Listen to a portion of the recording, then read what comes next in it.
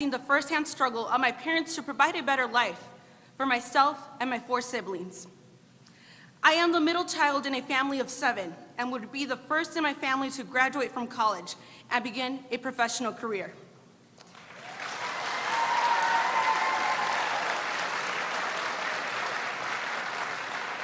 My immigrant parents are 2 hardworking people who have no formal education and who sacrifice everything to have food on our table and provide us all with the bare necessities.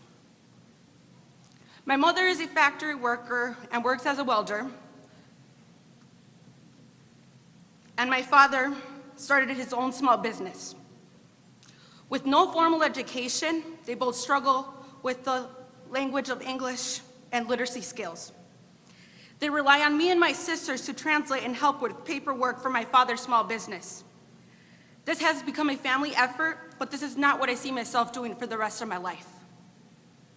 I want to make my parents proud, be an example for my younger siblings. Through my pursuit of education, I also inspired my 2 older sisters to return to school after having children at a young age. As a genuine, helpful, and caring individual, I am dedicated to pursuing a career in education. The advisors at MCC inspired me to become a college advisor. They are devoted to helping students fulfill their potential. In my future career, I want to encourage students to pursue a higher education and provide the resources and support they need. I value the power of education. I believe everyone is entitled to go to college, no matter their social or immigration status.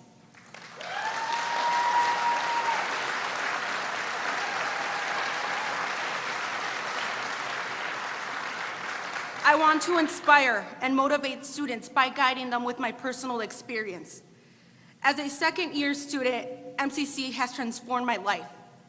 I thought my dream of college would be impossible. Now, with the financial support, I can pursue my education and focus on the importance of learning. I am very fortunate to be a recipient of various local and college scholarships, including federal student aid. The reality is that there are still many students with the same obstacles who walk in my shoes. My generation, along with the others, are the ones who are going to lead the future. With the American Family Plan, our students and families will benefit. We need to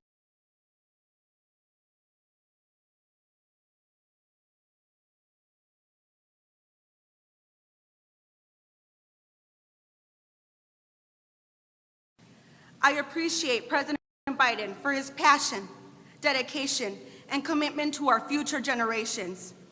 I have the greatest honor to introduce the President of the United States. Ladies and gentlemen, President Joe Biden.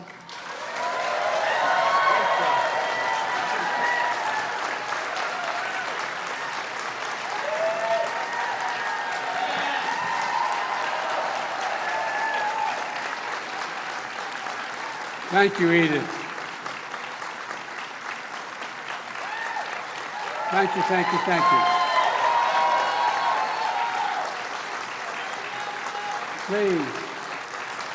Please be seated. Mr. President, but he hadn't told you that he had to delay his vacation to be here today. We heard Biden's coming from, oh my God, when's he coming? But, so you could show me around McHenry County College. I'm glad to be here with great Illinois leaders. I want you all to, you know, America's back. America's back. And in no small part because of the men and women that I serve with. Governor Pritzker, stand up, man. He's a good man. If you really want someone in the foxhole with you when you're in trouble, you want Senator Tammy Duckworth. Tammy?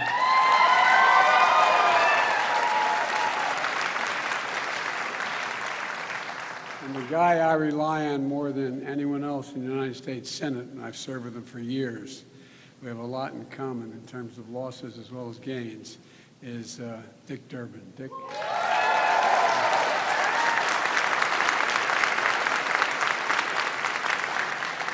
and Congresswoman Underwood, who got me a passport to the town.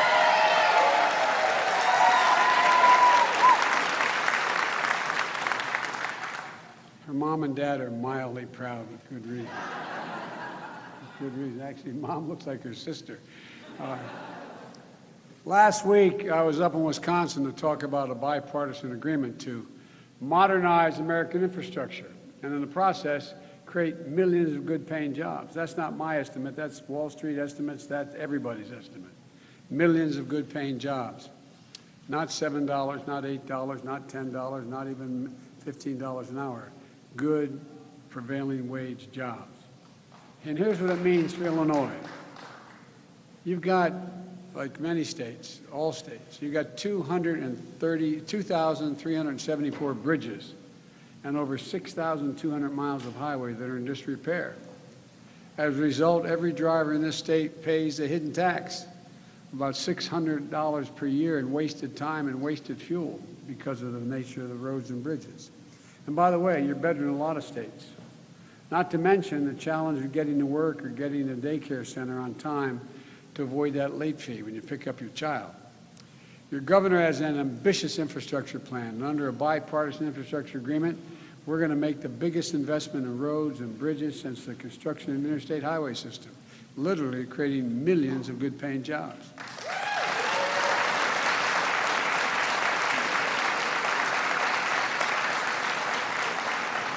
And God willing, we're not going to have 40 weeks of this is infrastructure week. Remember those? Think what it will mean to McHenry's entrepreneurial agricultural program if you can get products more easily to Chicago. Or think about how much easier life will be when it's quicker to drive on Randall Road. Look, this agreement also allows us to replace every lead pipe and service line in America, benefiting 10 million homes. It's going to address lead exposures in 400,000 of our schools and daycare facilities where children drink that water. This would be the largest investment in clean drinking water in American history when we pass it. And one in every 10 people in Illinois lacks access to high-speed internet.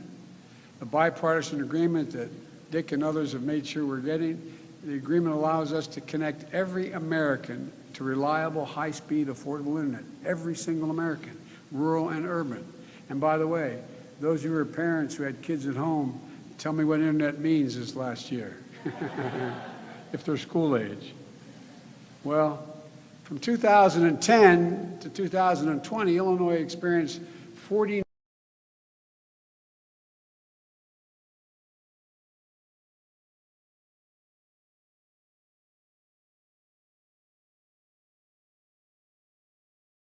roughly $50 billion in damages. And we're going to upgrade the electric grid to make it more resilient to extreme weather and other threats. There's a lot more the agreement's going to do to encourage the physical and ensure the physical infrastructure lays the foundation for a strong and durable and sustainable competitive economy. But what I want to talk about today is the human infrastructure. It's essential to that foundation as well. To truly win the 21st century, and once again lead the world, to truly build an economy from the bottom up and the middle out, to truly deal everybody in this time, we need to invest in our people. We need to invest in our people. That's why, in addition to the bipartisan infrastructure agreement that I believe we're going to get done, I'm here to make a case for the second critical part of my domestic agenda. It's a combination of parts of my American Jobs Plan that were essential and not included in the bipartisan infrastructure plan, as well as my American Families Plan. In Washington, they call it a reconciliation bill. That's a fancy way of saying, with a filibuster that our friends on the other side use constantly, more than ever been used in history. It means you got to get 60 votes to get anything done. We're a 50-50 Senate with a vice president who happens to be a Democrat. And back in the campaign, you know, I said we're going to build back and we're going to build back better. We can't just build back, we got to build back better. And today I want to outline some of the key pieces of this Build Back Better agenda and what's it going to do for the people of Illinois and the people of the United States. It's about a country, once again, that inspires and leads the world, the opportunities we provide, the cures we discover, the technologies we pioneer, and the industries we create. You know, and the nation that leads the world in combating the existential threat of climate change. The Build Back Better plan agenda starts with education. You know, one of the reasons why we were the leading country in the world for so long and still on the edges is because we're the first industrial nation in the world to allow 12 years of free education back at the turn of the 20th century. But everybody's caught up. At the time they were debating what should be education in America, the argument was there should be 12 years of free education. And that's what got us ahead. That's what had us leap ahead of the rest of the world. But as I said, today everybody's caught up. Does anybody think in the 21st century, with the change that's taking place in technology and across the board, that 12 years of education is enough to be able to live a middle-class life? I don't think so. And so the fact of the matter is, I've decided we should have a minimum of 14 years of education. 14 years of education, which I'll explain in a second. You know, as the First Lady, I'm Jill Biden's husband, but as Jill would say, and she's a full-time community college professor while being the First Lady, she often says any nation that out-educates us is going to out-compete us. Any nation that out-educates us is going to out-compete us. That's why I want to guarantee an additional 4 years of public education for every person in America, starting with providing 2 years of universal, high-quality preschool for 3- and 4-year-olds, building on what the governor has been doing here in Illinois. In the last 10 years, studies out of the great universities, study of a high-quality program here in Chicago, found that low-income children participating in preschool were 47% more likely to earn an associate's degree or higher and get through school without any difficulty. We have to build on that foundation for future success.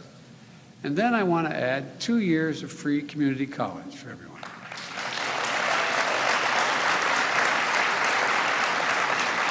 And we can afford it. I'll tell you how. That could boost earnings of high school graduates with low-wage jobs by nearly $6,000 a year on average. The average annual cost of a 2-year degree in Illinois is $4,200. Under my proposal, that cost would be zero. But it's not just tuition that's expensive. As was pointed out, living expenses, housing, meals, transportation.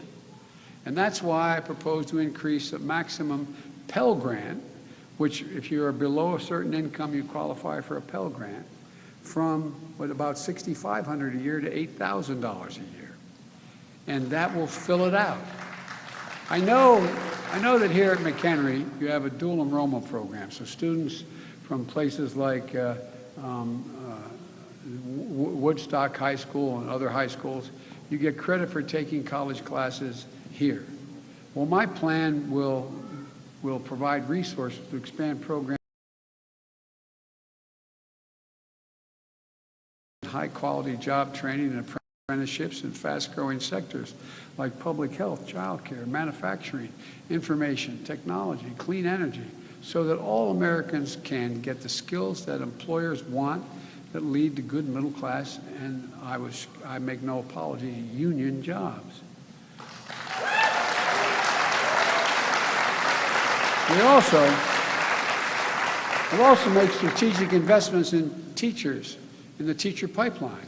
Because even before the pandemic, our school system was 100,000 teachers short here in America, particularly in high-demand areas. Our children are the kite strings that lift our national ambitions aloft, and our teachers are the ones that help them believe they can do anything. I'll bet every one of you, success, can name the teacher that helped change your life. I'll bet every one of us. Or somebody came along and made us believe in ourselves. That's the really secret of teachers.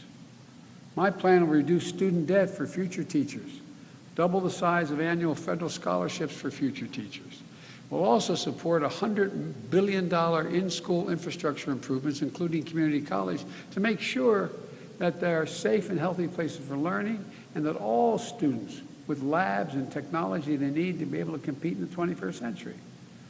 Of course, an ability to take these jobs often depends on the availability of child care. As a single father, when I first got to the Senate, I had two young boys who had just lost their mom and their sister in an automobile accident. If I hadn't had the family I have, my younger sister, my best friend, and my brother, and my mom help out, I couldn't have done it. But not everybody has that kind of support. I just toured your Children's Learning Center. It's an amazing resource. Students and faculty can have their children cared for.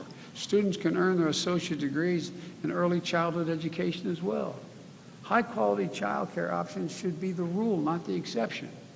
So on my way here, I met with Mike Sayre, who wrote me a letter about his struggle to find affordable child care. And he wanted to know what my plans were.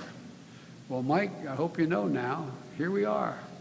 My plans are to provide access to quality, affordable child care with more child care centers and community college campuses, with new and upgraded child care facilities all across the country. Businesses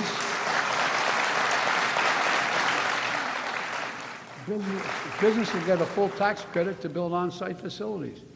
And the reason they want to do that is not just to be nice.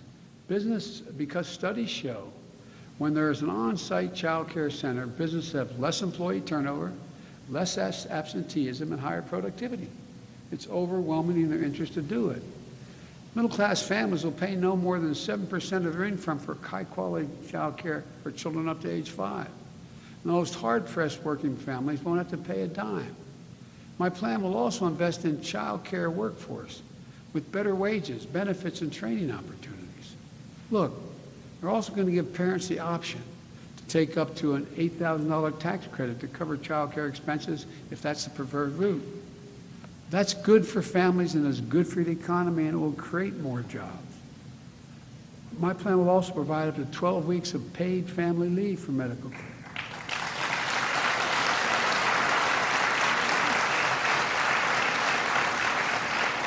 To 12 weeks of paid family leave. Look, we're one of the few major economies in the world that doesn't cover paid family and medical leave. And the most difficult moments someone will ever face, no one should have to choose between a job and a paycheck and take care of someone you love, a parent, a spouse, a child. Look, we'll tackle the maternal mortality crisis as well that impacts on Black and Native American mothers disproportionately. And I want to thank Congresswoman Underwood for her leadership in this area. For real.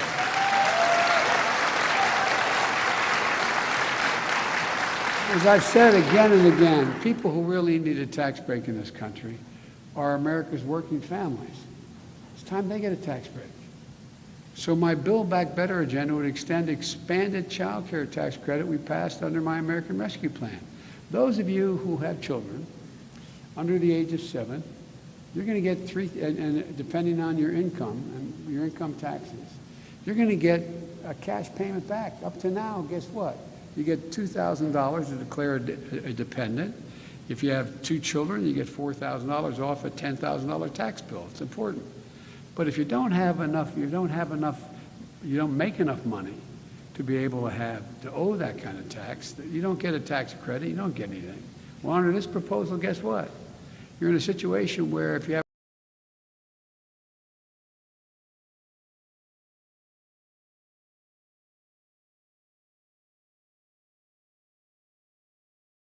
into this month on a monthly basis, it can change the lives of people. Starting next week, families will begin to receive one of the largest ever single-year tax cuts aimed at families with children. And every child under the age of 6 is $3,600. Every child between 6 and 17 is $3,000. It's not as a credit against your taxes, but as a direct payment. You'll get cash. Cash. That's what we'll get. For example, a middle-class family with 2 children can expect to receive $7,200. You get the first half, the $3,600 paid out, $600 a month between July and December, and you get the rest between January and tax day. With this one tax cut, every study shows that child care is cutting poverty in half by 40%. Families with children who qualify for this, it cuts poverty by 40%. So let's extend the tax cut at least through 2025. And let's expand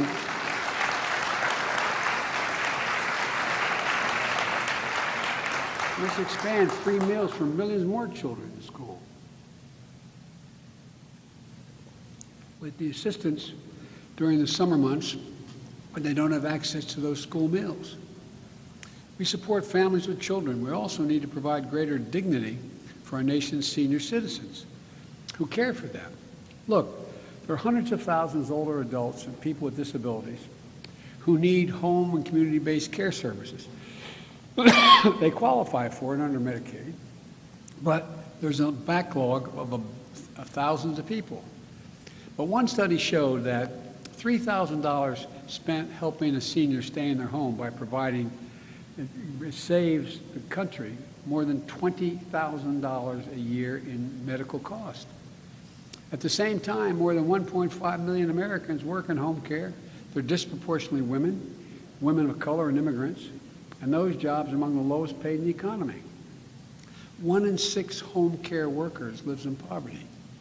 We need to do better on both sides of the equation. My plan expands home care for the older and disabled Americans while improving jobs and pay for home care workers who care for them. And here's the deal. You save a lot of money if you don't have to go to a home. Keeping people in their own home, mentally and every other way, is a benefit, a significant benefit for the community as well as cost. We also need to continue to make health care more affordable. When we lowered premiums and expanded coverage for the my American Rescue Plan, more than 1.5 million people signed up for what used to be called Obamacare. I want to make these premium reductions permanent so we can get even more people covered. We need to deal with a shortage of affordable housing in America. Over 10 million renters in this country pay more than half their income for the rent on their apartment. And their lack of affordable housing prevents people from moving to communities where there are more opportunities. So we're going to make historic investment in affordable housing, increasing and improving the housing supply by building and rehabilitating more than 2 million homes, especially in places that need more housing. And we need to invest not just in the physical and human infrastructure of today. We need to invest in jobs in the industries of tomorrow. 3 decades ago, and this always disturbs me, even just repeating it, 3 decades ago, the United States was #1 in the world for a share of their GDP being invested in research and development. We were #1 in the world. We're now #8 in the world. #8 in the world. China was China was #9 in the world. Now they're #2 in the world. Folks, Democrats and Republicans agree we can't afford to lose this race. They came together in the Senate in an Innovation and Competition Act that Dick was very much a part of to help us grow the industries that win the jobs of the future. We need to lay the foundation for the next generation of American jobs and American leadership in manufacturing and technology. We're going to invest in historic black colleges and universities under minority-serving institutions. Because while these schools may not have the endowments or the labs needed to generate these jobs, these students are just as capable of learning about all the things that are going to provide the jobs of the future.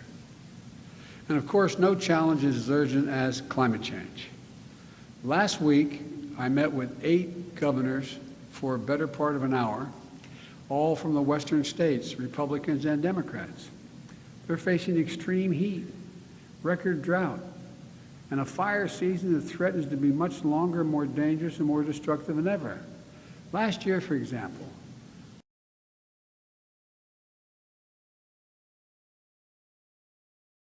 not counting the lives lost and homes lost.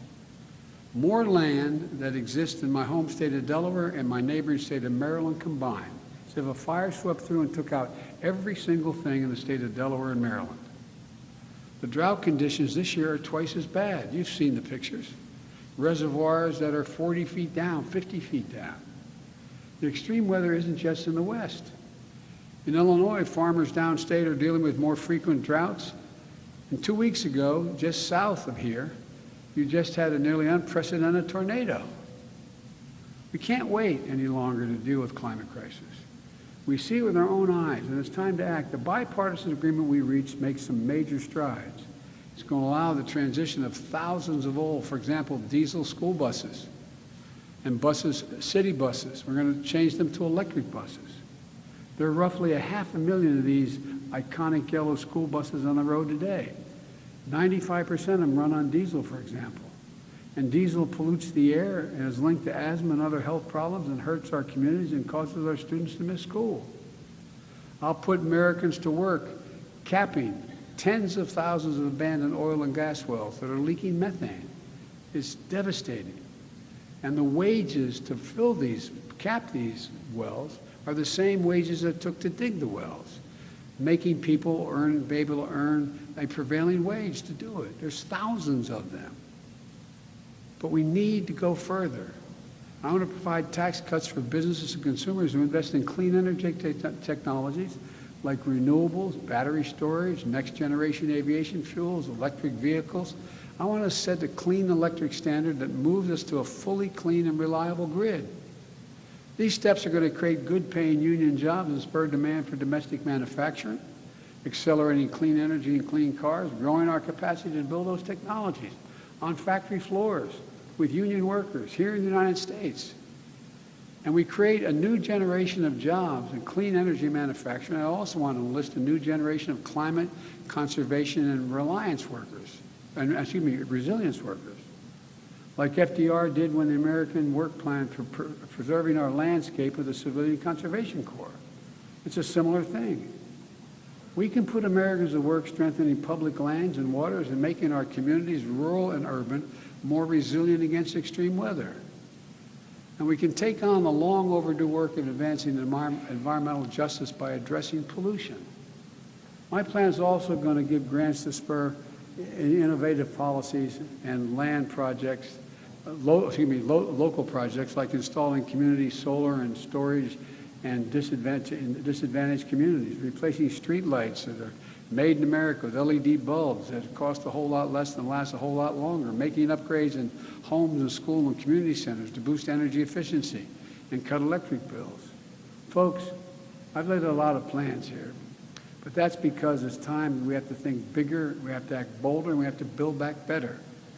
When we passed the American Rescue Plan, the naysayers, the doubters said it wouldn't work. Well, we created over 3 million jobs since I took office. More jobs in the first months of a presidential administration than any time in American history.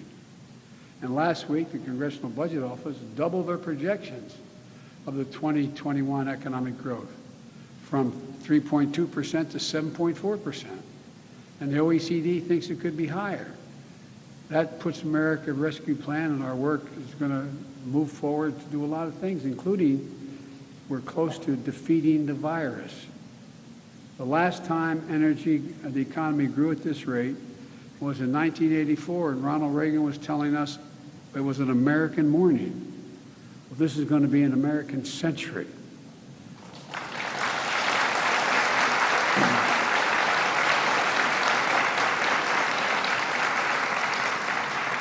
With my American Families Plan and the other elements of the Build Back Better agenda, experts in Wall Street, analysts have said that we'll create millions of good-paying jobs for years and decades to come, not just in the near term. So I'm going to be making the case to the American people until the job is done, until we bring this bipartisan deal home, until we meet the needs of families today and the economy of tomorrow, and we can pay for it. Let me give you a rough example. This isn't, by the way, the plan for infrastructure is paid for. It's paid for. And this plan that I'm talking about, which is really expensive if you add it all up, well, guess what? The fact is that it's paid for as well.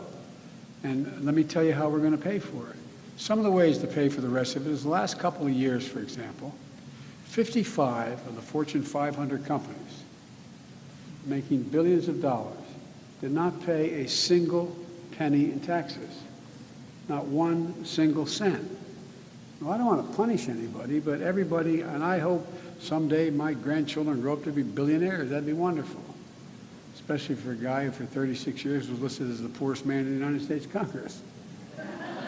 But having said that, all kidding aside, everybody has to pay their fair share. I'm not trying to gouge anybody. Everybody has to get in the game. If we put in place a minimum 15% tax on the profits of corporations, the ones that didn't pay any tax, that would raise $250 billion, $240 billion. There's a loophole in the system called stepped-up basis.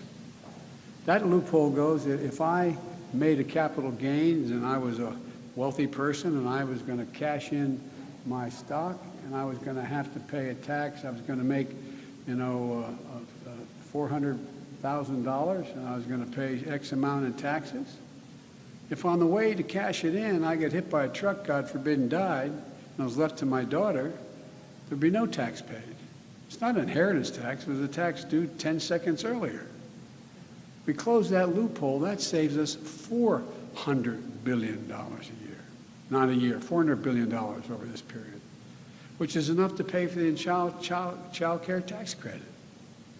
If we end tax breaks for fossil fuels and make polluters pay to clean up the messes they've made, that would raise $90 billion. I'm not asking them to do anything that is unfair. Just not going to subsidize them anymore. They're doing well, thank you. And the messes they made, they should clean up. Well, if we ask the top 1%, and I hope many of you are in the top 1%, maybe.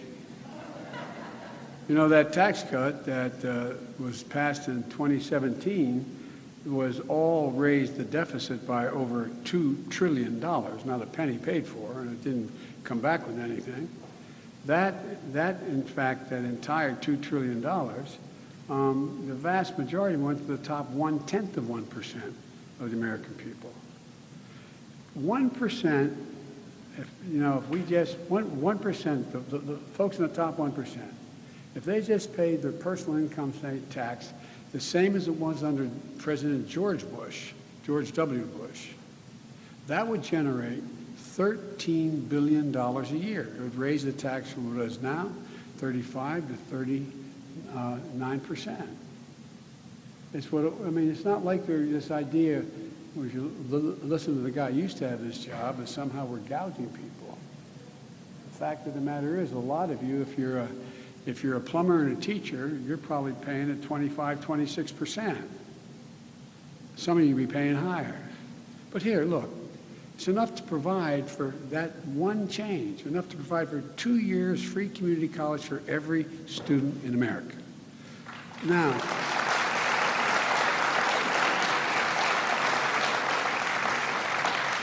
people say that one of the purposes of taxes is to also generate growth along with making sure that we can pay for our basic needs. Well, let me ask you, what is more likely to grow the economy and enhance us? Continuing the tax cut at 37% or having to pay 39.5%, generating economic growth because now you have a tax system that will allow millions of students to go to community college. When I was with Barack as vice president, he asked me to do a study, and your sister, Penny Pritzker, was part of my effort to taking care of it, and the effort was simple. We came along and we said, okay, what do we interviewed 347, don't hold me the exact number, of the CEOs of the Fortune 500 companies. Said, what do you need most? You know what they said almost to a person? I need a better educated workforce. They're not prepared to pay for it. Imagine if we present the world and the nation with a better educated workforce. It helps everybody. The point is, we pay for our entire plan to make the tax system fair for all Americans. It's about time. There's a lot of work ahead of us to finish the job, but we're going to get it done. We're going to reimagine what our economy and our future could be and show the world, just as importantly, we'll show ourselves that democracy can deliver. The people of Illinois and the people of America and the world can lead again.